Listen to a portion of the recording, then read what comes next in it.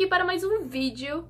Hoje um vídeo educativo, só que não.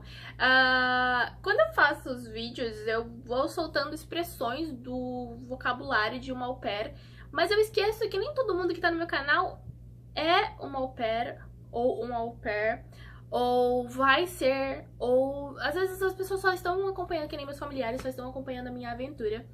Então, nada mais justo de colaborar com eles esses termos, né? Às vezes, eu lembro quando eu soltava no começo.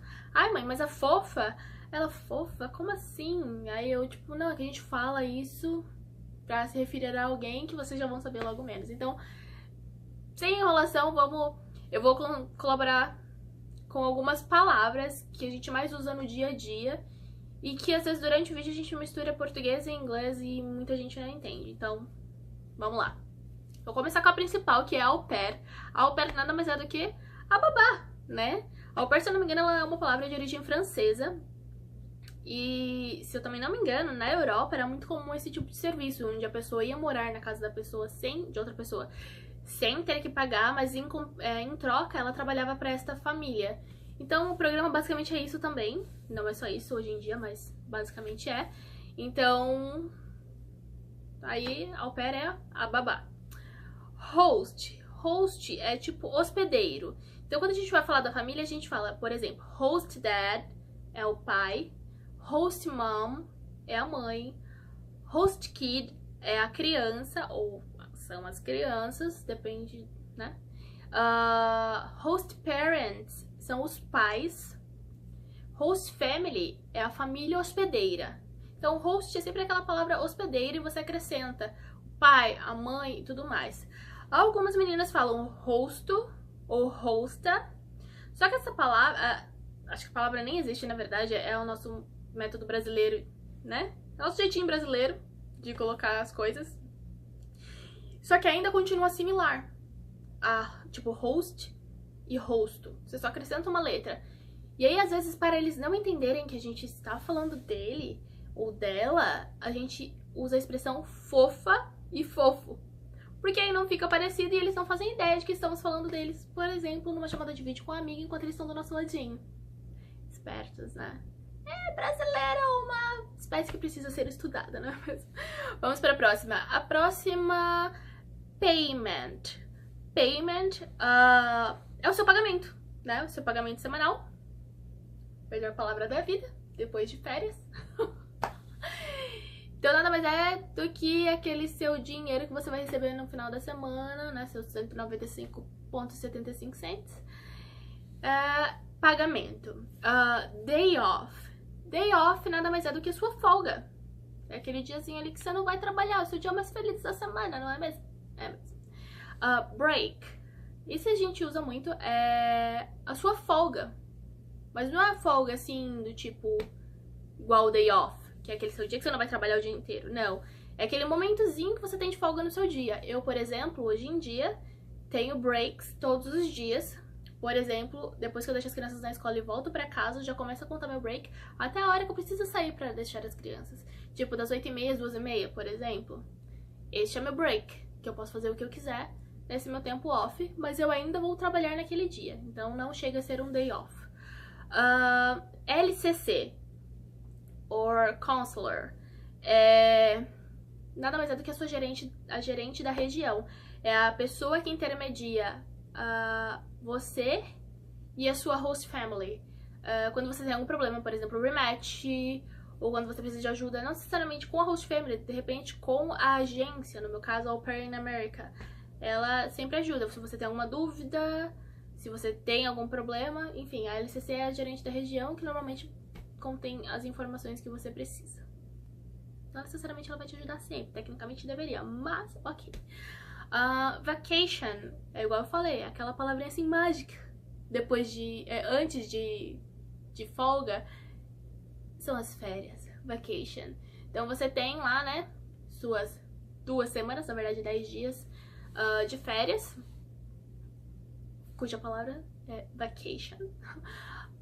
Snack. Snack nada mais é do que os lanchinhos. Por exemplo, aqui eles não almoçam, assim, igual a gente, arroz, feijão e blá blá blá. Normalmente eles comem alguma coisinha aqui, sabe aquelas beliscadinhas? Isso eles chamam de snacks. Por exemplo, não é lanchinho da tarde, lanchinho da manhã, são snacks. Basicamente são as coisinhas pequenininhas, tipo um salgadinho, um biscoitinho.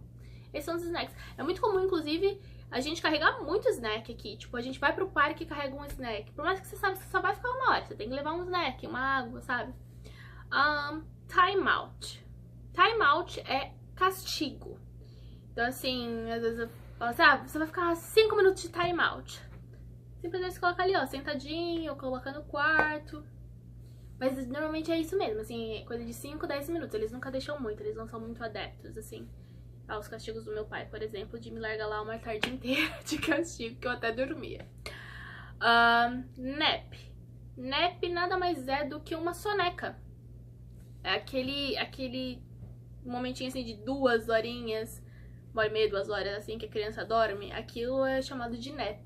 Que ele não pode simplesmente dormir mesmo. É só um cochilo, essa é a palavra. É um cochilo. Schedule. Schedule é o seu horário. Por exemplo, o seu horário da semana. Então, assim, qual vai ser o meu schedule? O meu schedule vai ser segunda a sexta, das 7 às 8h30, das 2h45 às 7. Tipo assim, o seu horário, entendeu? A pessoa te dando o seu horário, a sua programação de trabalho. Assim, com relação ao horário. Pode ser também com relação à atividade. O seu schedule, no seu schedule tem basquete, vôlei, ginástica, enfim. Schedule nada mais é do que programação e horário. Por último, não menos importante, curfew. Curfew nada mais é do que o terror de qualquer au pair. Principalmente das que não tem carro. É o horário, tipo um toque de recolher. Algumas famílias estipulam um curfew para a au pair para que ela tenha o devido descanso. Por exemplo, a minha família, nessa família tem curfew. E normalmente é o quê? 11 horas da noite durante a semana, porque eles querem que eu esteja descansada para começar o meu dia no dia seguinte. Então, até 11 horas da noite eu tenho que estar em casa.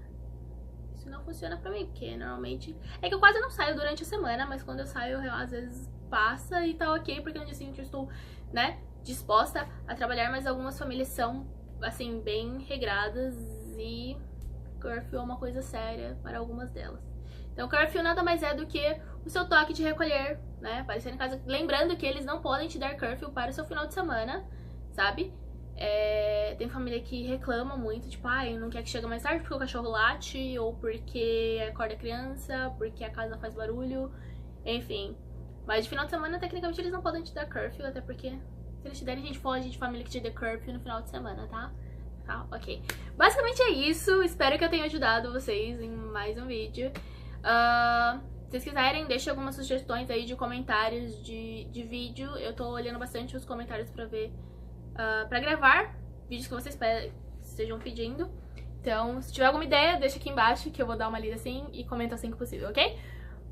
Um beijo, até o próximo vídeo. Tchau, tchau.